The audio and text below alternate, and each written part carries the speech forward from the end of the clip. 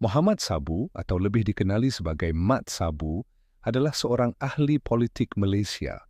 Beliau adalah Presiden Parti Amanah Negara, Amanah, dan pernah berkhidmat sebagai Menteri Pertahanan Malaysia dari 2018 hingga 2020 dalam Kerajaan Pakatan Harapan di bawah Perdana Menteri Tun Dr. Mahathir Mohamad. Mat Sabu terkenal dengan gaya pidatonya yang bersemangat dan humoris. Beliau sebelum ini merupakan pemimpin dalam Parti Islam se-Malaysia, PAS, sebelum keluar dan menubuhkan amanah pada tahun 2015. Sepanjang kerjayanya, beliau dikenali sebagai seorang pemimpin yang lantang bersuara mengenai isu-isu rakyat dan sering membawa pendekatan politik yang lebih progresif dalam kalangan parti-parti Islam di Malaysia.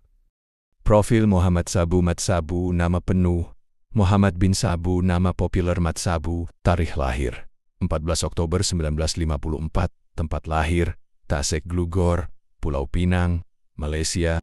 Parti politik, Parti Amanah Negara, Amanah, Presiden sejak 2015, bekas ahli dan pemimpin Parti Islam se-Malaysia, PAS. Jawatan penting, Menteri Pertanian dan Keterjaminan Makanan 2022, kini Menteri Pertahanan Malaysia 2018-2020. Ahli Parlimen Kota Raja sejak 2022. Bekas Ahli Parlimen Kuala Kedah, Kubang Kerian dan Kota Raja pelbagai penggal. Latar belakang pendidikan. Pendidikan awal di Pulau Pinang.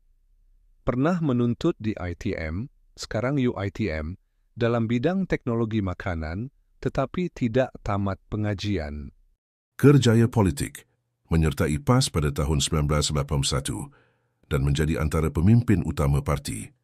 Dikenali sebagai pemidato yang hebat dan popular di kalangan penyokong, dipecat dari PAS pada tahun 2015 selepas pertelingkahan dalaman. Bersama beberapa pemimpin progresif PAS, menubuhkan Parti Amanah Negara, Amanah, dan menjadi presidennya. Menjadi Menteri Pertahanan selepas kemenangan Pakatan Harapan, PH, dalam PRU 14 pada 2018. Kembali menjadi Menteri dalam Kerajaan Perpaduan selepas PRU 15 pada 2022. Mat Sabu adalah salah satu tokoh politik Malaysia yang berpengaruh, terutama dalam kalangan penyokong progresif Islam dan Pakatan Harapan.